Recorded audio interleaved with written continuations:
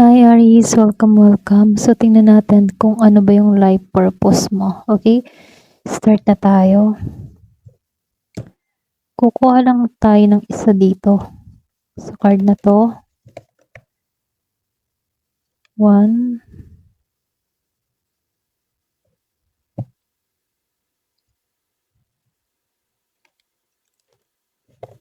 Ano yung mensahe para kay Aries?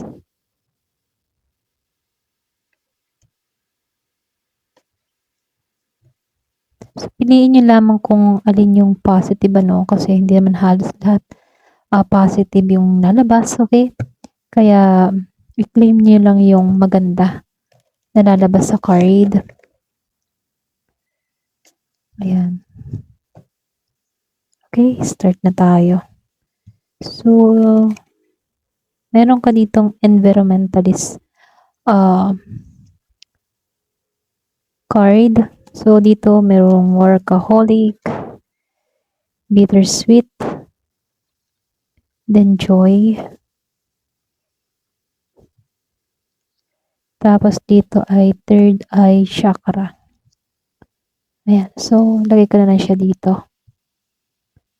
Ayan. Ito yung mensahe para sa'yo. Then, mamaya babasa tayo ng tarot card. Okay, start lang tayo sa oracle card. So, dito Aries, lumalabas dito sa life purpose mo. Lumabas itong si environmentalist, okay? So, basahin natin dito, You are an earth angel who was born to protect, nurture, and teach about nature and the animal, Kumbaga, nafe-feel ko lang dito, Para bang pinapakita kasi sa card na to na isa kang taong natural na may malasakit ba sa kalikasan. Okay? So, pwedeng mapagmahal ka or yung bang mapagmahal ka sa hayop, sa mga taong nasa paligid mo. Maaari ring paalala rin ito ng yung tipon ba na yung paglapit kasi sa nature, makakatulong kasi ito para ba maibalik yung kapayapaan at malinaw na isip, okay? So, kung meron kang mga problema, Aris, mainam din yung napunta sa nature. Kasi pag napunta sa nature, para bang nakaka-relax din, okay? Isa rin ito sa magandang mensahe para sa'yo. Iba sa inyo, comment ka kung ikaw yung klase ng tao na mapagmahal sa kalikasan, sa mga hayop. Kasi lumalabas dito, isa ito sa mga katangian mo, okay? So, nakikitaan ko rin dito yung workaholic, Kumbaga yung advice lang dito sa workaholic, meron ditong paalala na maging balanse, okay? Maganda yung maging masipag, pero kailangan din balanse. Pero, wag mo din hayaan kasing ubusin yung lakas mo, okay? So, yung iba sa inyo, pwedeng ikaw ay trabaho. Pero, dapat, kailangan mo ding pagtuunan din yung kalusugan mo. Dapat marunong ka ding bumalanse. Trabaho, kalusugan, okay? At kung ano pa yung dapat gawin, So, nakikitaan ko dito, maglaan ka ng oras para sa pahinga din, At sa mga bagay na nagpapasaya sa'yo, ganon, okay? So, dito, meron lang konti ditong lumabas na bittersweet. Kumbaga sa bittersweet, pwedeng ito yung sitwasyon na merong nagtapos dito na malungkot at alam mo yun, para bang may halong saya or may saya at lungkot. Ganun lang yung nakikita ko sa bittersweet. Kahit mahirap yung bitawan yung nakaraan, may bagong yugto na naghihintay sa'yo. Pwedeng marami kang mga pinagdaanan sa buhay mo, Aries, or pwede rin meron kang mga sakit na nag-scar sa'yo or mga, alam mo yun, heart pain or mga kabiguan, ganyan. Pero nakikitaan ko dito, matatapos na to okay? So, dito, sa kabila ng mga pagsubok mo, kasi lumabas itong joy, papasok yung mas magaan at masayang energy sa'yo.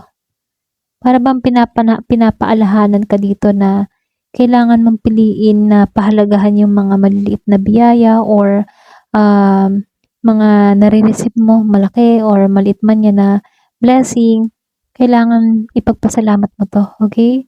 Lalo-lalo sa araw-araw ano. Ito na yung mensahe sa'yo kasi once na pinagpapasalamat mo yung mga blessing na dumarating sa'yo, dire-diretso yun na-attract mo yung blessing sa buhay mo, okay?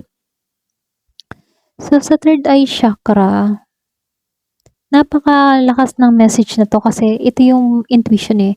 Kumbaga dito, sa ngayon ano, sinasabihan ka dito magtiwala ka sa kutob mo or sa panloob na karunungan na meron ka, okay? Kapag meron kang nararamdaman na tama or mali ano, tungkol sa isang tao or sa isang sitwasyon man yan ano, huwag mo itong balewalain kasi dito sa third eye chakra, malakas kasi yung intuition at kutob mo. Sundin mo yung kutob mo, okay? So, dito Aries ano, nakikitaan ko dito na masipag ka naman, malaki yung puso mo, ngunit huwag mo ring kalimutan na alagaan din yung sarili mo, okay? So, yung ilan kasi meron dito mga nagtapos na masasakit na pangyayari sa buhay mo kasi lumabas itong bittersweet ano, ngunit magbubukas naman dito yung daan sa tunay na kagalakan dito sa joy. So, nakikitaan ko lang dito no, magtiwala ka sa iyong intuition sa third eye chakra mo at dahil ito yung magiging gabay mo eh kapag nagtiwala ka sa third eye chakra mo. Kumbaga dito, ito yung magiging gabay mo sa mga susunod mong plano, sa mga susunod mong hakbang. At nakikitaan ko dito, kapag balanse kasi din yung trabaho, yung pahinga, at maging sa connection mo sa kalikasan kasi lumabas yung environmentalist ano. So nakikitaan ko dito, mas magiging malinaw yung direction na dapat mong tahakin, okay? So ito lang yung nakikita ko, no? So tingnan natin kung ano pa yung mensahe sa'yo, Aries. So hindi na ako magtatarot kasi medyo mahaba-haba na rin tayo. Kuha na lang ako dito ng isa pa. Ay, dalawahin ko na, okay?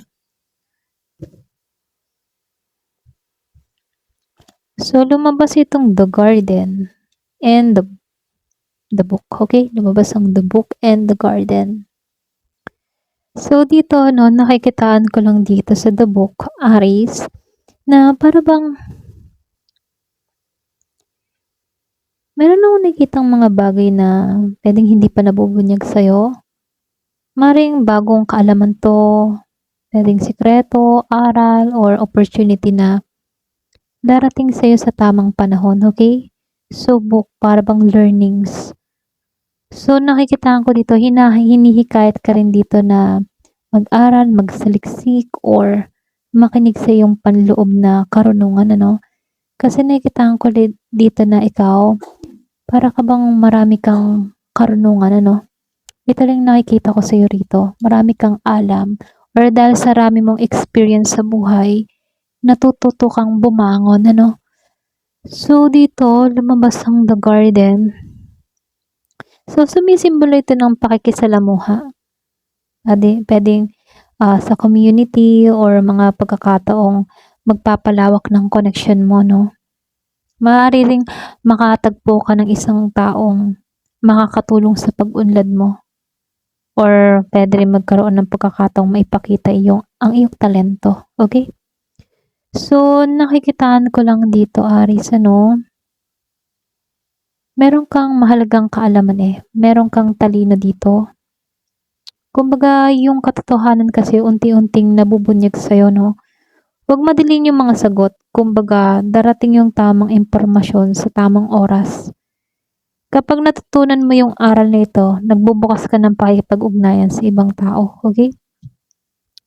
Mas maraming opportunity ang parating sa'yo dito. Pwedeng pagbabago, or pwedeng may bagong papasok sa buhay mo. Kumbaga, sinasabihan ka lang dito, magtiwala ka palagi sa intuition mo. Huwag kang matakot. Huwag kang matakot na lumabas ba sa comfort zone mo, okay? Kasi dito sa The Garden, paglawak to, paglago, pakikisalamuha. So, ito yung maaaring maganap sa'yo. Ayan. Ayan, ito lang yung nakikita ko, Aries. Ayan. Thank you for watching. Love and peace.